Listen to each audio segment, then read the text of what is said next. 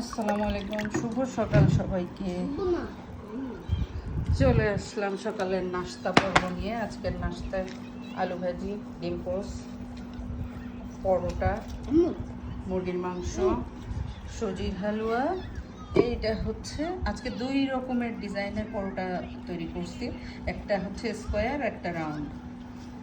ছোটবেলায় আমরা পরোটা বলতে আসলে এই পরোটা, চারকোনা পরোটাকেই বুঝতাম। আর গোল পরোটা হইলে তো আম্মুর উপরে রাগারাগি শুরু করতাম যে আমি পরোটা খাবো, তারপরেও বুঝতাম না যে এটাই পরোটা, গোল পরোটাও পরোটা হয়। তো গতকালকে আপুদের সাথে হচ্ছে তামান্না আপুর বাসায় খেতে বসে আমাদের এই বিষয়টা নিয়ে আলাপ হলো, আর চারকোনা পরোটার কথা আমার তখনই মনে পড়ছে। আসলে অনেক বিষয় থাকে জীবনে, যে একটা সময় খুব ভালো লাগে আর একটা সময় এসে ভুলেই যেতে হয় সব কিছু। বাবা কি খাচ্ছেন? হ্যাঁ,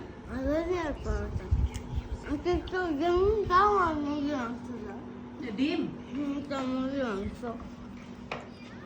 ডিম আর মুরগি মাংস।